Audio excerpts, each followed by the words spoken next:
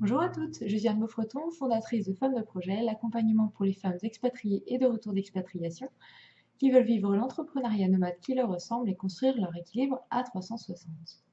Alors aujourd'hui, à travers cette vidéo, j'ai souhaité vous parler et vous donner 4 conseils pour créer votre offre, créer une offre qui marche. Alors quand on a trouvé son projet, quand on a choisi une passion qu'on avait envie de lancer à travers une activité professionnelle, qu'on a avancé un petit peu plus sur nos réflexions, sur nos idées, sur notre projet, vient le moment de passer à l'action, j'ai envie de dire, et de constituer, créer, réaliser une offre de produit ou de service pour justement pouvoir présenter à notre communauté ou à nos clients ce que l'on propose et ce qu'on va vraiment faire avec eux et comment on va les aider. Et donc là, les choses commencent à se compliquer. Comment je fais? Par quoi je commence? Quelle est la façon d'aborder mon client, etc. Donc j'ai souhaité à travers cette vidéo vous proposer 4 conseils qui selon moi sont super importants et qui vont vraiment faire que cette offre va vous correspondre et correspondre à vos clients et surtout qu'elle va marcher. Alors mon premier conseil c'est de se dire que cette offre elle est le reflet de ce que vous êtes. Elle est le reflet de vos compétences, de votre passion, de peut-être une expérience que vous avez vécue sur laquelle vous avez envie de transmettre des choses à vos clients. Il fallait le reflet de ce que vous êtes, ce qui vous définit, ce qui vous rend unique, ce qui se constitue, moi, ce que j'appelle moi vos piliers de vie. Donc, elle doit reprendre tout cela, mais elle doit également, dans sa structuration, vous faire vibrer, vous donner plaisir, vous donner vraiment, vous mettre, comme on peut dire, en kiff par rapport à ce que vous allez proposer. Parfois, quand on réalise notre offre, on cherche tellement à structurer les choses que finalement, on va rentrer dans un système qui peut devenir rébarbatif ou voire même ennuyant.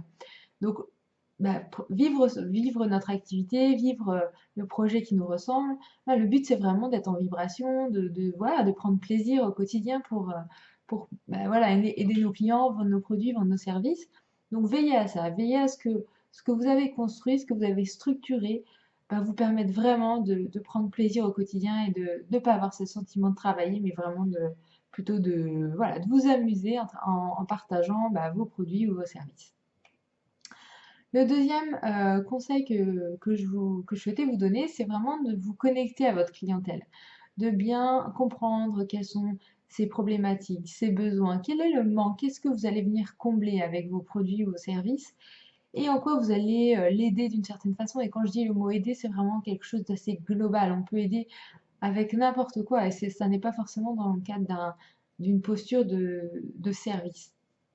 Et donc, en quoi votre produit, par exemple, va venir voilà, apporter un plus dans la vie de votre clientèle et en quoi ça va vraiment voilà, répondre à un besoin, à une difficulté, à un manque. Donc, allez chercher ça, allez vous connecter à votre communauté, allez vous connecter à votre clientèle pour savoir quelle est vraiment sa difficulté, quel est vraiment son besoin, quels sont les mots même qu'elle utilise pour définir cette problématique qu'elle traverse. Et sur la base de ça, de cette connexion, de tous ces éléments que vous aurez pu collecter, c'est là-dessus que vous allez vous appuyer pour rédiger et présenter votre offre de produit ou de service. Et donc c'est ces mots à elle que vous allez finalement utiliser pour pouvoir présenter ce que vous proposez à travers ce que vous êtes en mesure de lui apporter. Voilà pour donc le deuxième élément. Ensuite, quand vous allez rédiger votre offre, l'idée c'est de parler directement à votre clientèle. Quand je dis parler, c'est qu'elle comprenne tout de suite ce en quoi, enfin ce que vous lui proposez. C'est-à-dire quels vont être les résultats qu'elle va obtenir, qu'est-ce que ça va intégrer, qu'est-ce que vous allez lui proposer pour réussir à atteindre ces résultats face à l'objectif qu'elle a, face à la difficulté ou la problématique qu'elle rencontre. Donc parlez-lui directement. Vous pouvez utiliser le vous pouvez utiliser le tu, mais c'est-à-dire qu'à la lecture de votre offre de service ou même quand on voit vos produits et puis le descriptif de vos produits, on doit tout de suite se sentir concerné si on est une clientèle cible pour vous, mais on doit vraiment tout de suite se sentir concerné par ce que vous dites et se dire, ah ben oui, mais ce produit ou ce service a vraiment été fait pour moi et c'est pour ça que j'ai envie de l'acheter, j'ai envie d'aller vers cette personne et d'aller donc vers vous. Donc voilà pour le troisième conseil. Et enfin, le dernier conseil, c'est de se dire qu'il faut prendre conscience que votre cliente ou votre client va venir vers vous parce que vous lui proposez d'atteindre un résultat. Donc de répondre à un objectif, à une difficulté, à un besoin qu'a votre cliente ou votre client. Mais au-delà de ça, au-delà d'un résultat dont il est à la recherche, qui est finalement sa première idée, en venant chez vous, et ce pourquoi votre client ou votre cliente va travailler avec vous, c'est parce que à travers votre produit ou votre service, il va pouvoir vivre une expérience. Il va pouvoir partager des émotions. Il va pouvoir être sur une certaine énergie qui va vraiment le mettre, enfin le faire kiffer et donc lui donner du plaisir également.